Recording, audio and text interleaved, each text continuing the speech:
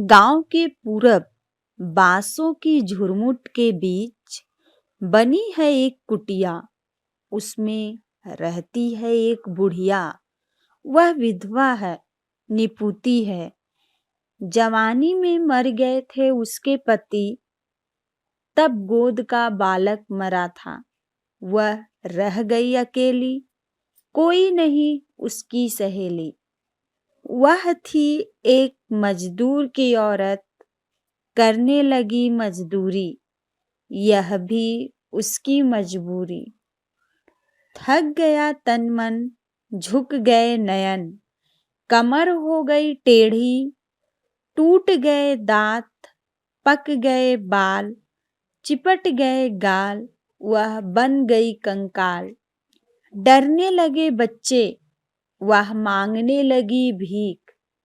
देख कर हट जाते थे लोग, 75 बरस की हो गई थी वह, चलने फिरने में लाचार। नहीं कर पाती थी मजदूरी, मगर बाहर निकलने की मजबूरी। गांव की औरतें रहती थी चौकन्नी, दूर से फेंकती थी अठन्नी।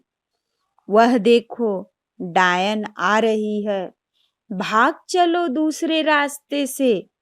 मोहन के बेटे को इसी ने मारा था, सोहन की गाय भी मर गई थी। किसी को किसी तरह का होता था रोग, सब उसे ही देते थे दोष। उसका इतिहास दोहराते थे, उसने पति को मारा, पुत्र को मारा। फैली है कई कहानियां उसके बारे में, जितने मुंह उतनी बात। सामने आने पर मगर लोग जोड़ते हैं हाथ, और तुरंत ही अपना मुख मोड़ते हैं। आदर नहीं, डर से ऐसा करते हैं। वह सब कुछ समझती है, पर कर ही क्या सकती है। जिस गांव में उसने इतना समय गुजारा, नहीं किया दूसरा विवाह, नहीं गई नैहर, ससुराल में ही वह जम गई। पर उसे मिला क्या? कैसे हैं गांव के लोग, पढ़े लिखे लोग, ज्ञानी विज्ञानी, पर हैं कितने अज्ञानी। सभी करते हैं विश्वास भूत प्रेत और डायन में। आए दिन मारी जाती हैं औरतें, डायन के नाम पर उन्हें निर्वस्त्र किया जाता है अपमानित। कभी आग में जिंदा जलाया जाता है। आश्चर्य 21वीं शताब्दी की सोच को। आश्चर्य कब आएगा परिवर्तन।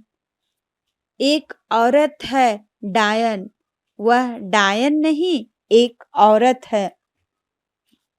वह माँ है, बहन है। जब आएंगे ऐसे विचार, तभी धुलेगा समाज का कलंक। कानून की किसी किताब में डायन का अस्तित्व नहीं, चिकित्सा शास्त्र में इसका उल्लेख नहीं।